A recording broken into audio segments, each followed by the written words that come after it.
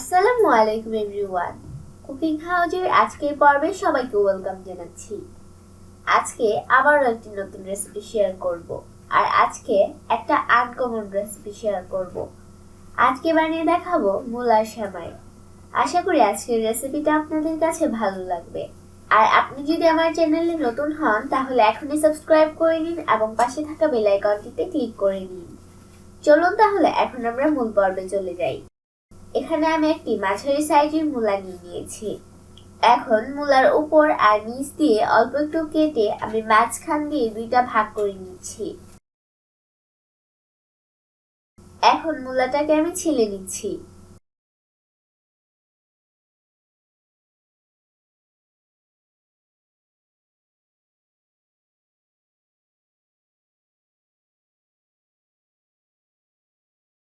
মূলাটাকে আমি ভালোভাবে ছিলে নিয়েছি। এখন এমন একটা গ্রেটার দিয়ে আমি মূলাটাকে গ্রেট করে নিব। মূলাটা যেন মোটা করে গ্রেট হয় সেরকম একটা গ্রেটার দিয়ে গ্রেট করতে হবে। আর যদি চিকন গ্রেটার দিয়ে গ্রেট করেন তাহলে সেদ্ধ করার পর মূলাটা গলে যাবে।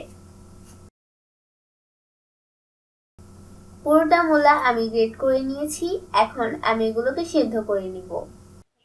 চুলায় একটা হাঁড়ির মধ্যে আমি পানি দিয়ে অল্প একটু গরম করে নিয়েছি। এখন এর মধ্যে আমি মূলাগুলো দিয়ে দিয়েছি। মূলার মধ্যে আমি 2-3টা বলক তুলে নিয়েছি। এখন আমি মূলাটাকে চুলা থেকে নামিয়ে নিচ্ছি। একটা বাটির মধ্যে একটা স্ট্রেনার দিয়ে দিলাম। এখন এর উপর আমি মূলাটাকে দিয়ে দিচ্ছি আর মূলাটাকে ঠান্ডা পানি দিয়ে ধুয়ে নিচ্ছি। মূলাগুলোকে আমি 4-5 বার ঠান্ডা পানি দিয়ে ধুয়ে নিয়েছি। এখন আমি মূলাটাকে চিপে পানিটা ফেলে দিচ্ছি। এদিকে আমি 2 কাপ দুধ বলক তুলে নিয়েছি। এখন এর মধ্যে 4 টুকরা দারুচিনি আর 4টা এলাচ দিয়ে দিলাম। আর দিয়ে দিলাম একটা তেজপাতা।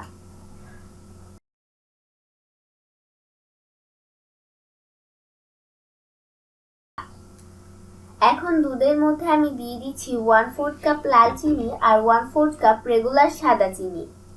আপনারা চাইলে লাল চিনিটা স্কিপ করতে পারেন। লাল চিনিটা দেওয়ার ফলে দুধের মধ্যে একটা সুন্দর কালার আসে, তাই আমি লাল চিনিটা দিয়েছি। এখন চিনিটাকে ভালোভাবে দুধের সঙ্গে মিশিয়ে নিচ্ছি। চিনিটা দুধের সঙ্গে মেশানো হয়ে গেলে এর মধ্যে আমি পানি ছড়িয়ে রাখা মূলাটা দিয়ে দিচ্ছি। এখন একটা চামচ দিয়ে নেড়ে আমি দুধের সঙ্গে মূলাটাকে মিশিয়ে নিচ্ছি। এখন 5 থেকে 7 মিনিটের মতো আমি মিডিয়াম আঁচে এটাকে জাল করে নিব।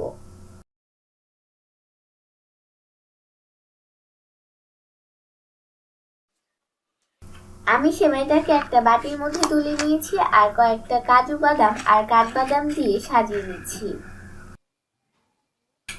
ব্যাস তৈরি হয়ে গেল মজাদার মুলার সেমাই। আশা করি আপনারা একবার হলেও এই রেসিপিটা ট্রাই করবেন। আর রেসিপিটা আপনাদের কাছে ভালো লাগলে অবশ্যই লাইক, কমেন্ট এন্ড শেয়ার করবেন। আর আমার চ্যানেলটা প্লিজ সাবস্ক্রাইব করবেন।